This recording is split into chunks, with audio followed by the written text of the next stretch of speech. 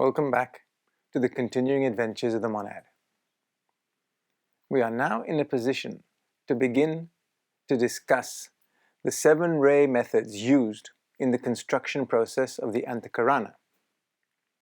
In the last presentation, we started to look at the 6 stages a disciple goes through as it tries to construct the Antahkarana.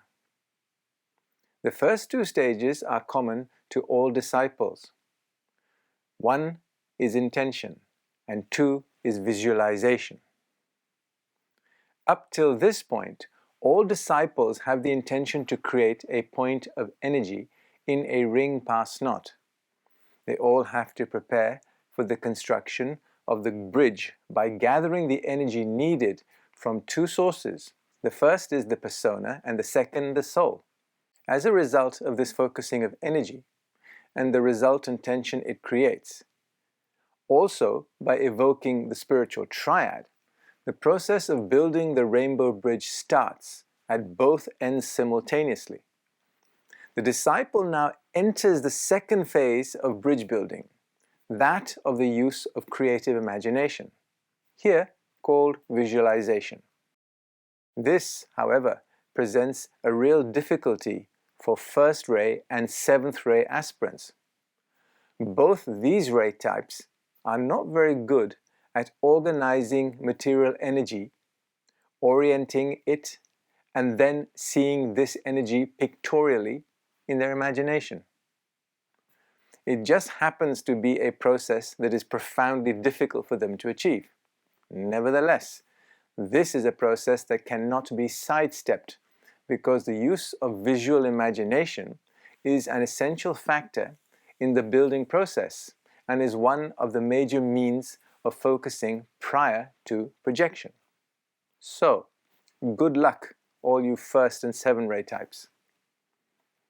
This process of projection falls into 3 main activities.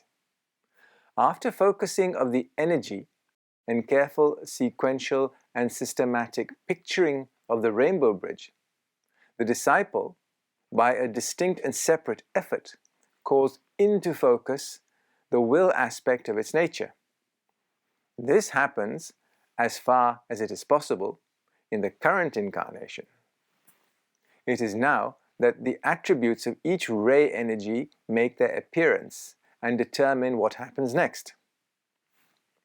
The disciple now has to preserve and then steadily focus the triple consciousness. This is not a theoretical exercise. It is a factual occurrence. The 3 parallel lines of thought, or the 3 streams of active energy, are used simultaneously. What are these 3 streams? The disciple is aware of themselves, their persona, and their soul as being occupied with the process of bridge building. The disciple never loses the sense of conscious identity. The disciple is aware of the point of focus tension, which has been successfully produced and involves 3 distinct streams of energy. These are the focus energy of the persona, poised in the lower concrete mind, 47-4-7, the inflow of magnetic energy from the soul, 47-1-3, which streams out from the 9 petals of the causal lotus, plus the 3 extra petals making 12 in total. Last but not least, there is the energy of the jewel in the lotus. They all stream into the center of tension on the mental level of the lower mind. Finally, the disciple is aware of as much of the consciousness of its particular ray energy as is possible to enter into its awareness. It should be noted that this is causal ray energy, not the persona force. The disciple endeavors to see themselves as a point of a particular energy, colored by their ray life. It is carefully borne in mind that this is their particular causal ray energy through which the monad is attempting to express itself. The disciple is also aware that the 3 tiers of the causal lotus are a reflection of and closely related to the 3 aspects of the spiritual triad. It is the interplay between all these factors which evokes the building of the Antahkarana and brings into radiant activity the jewel in the lotus. When these three stages of realization are complete, as far as the disciple feels they are capable of achieving it, it is only then that preparation is made for the distinctive use relating to the particular ray type in the preparation of the projecting of sound, otherwise known as the word of power. It should now be clear that the process of building the rainbow bridge is as scientific a process as you are going to find. The only difference, scientifically speaking, is that the whole process is carried out subjectively in the realms of consciousness. This requires a focus of consciousness and a concentration that is not needed when working in the outer planes of awareness. One thing that must not be forgotten is that although to the disciple the process seems subjective, on the mental plane itself it is very real and composed of matter from that plane. Daunting as this whole process may seem, and it is not an easy process, once mastered, it becomes automatic. I guess the same thing could be said about juggling with knives. Let us summarize where we have got to so far just before we get to the point of projection. Intention, the process by which energy is focused and a state of tension is created. Visualization, which itself is produced by Unity Consciousness 46, activity of impression, the tension of the mental body, and the imaginative process of the emotional body. 3. Projection, the summoning of the will aspect, the preservation of the triple state of awareness, so the disciple is aware constantly of their own identity.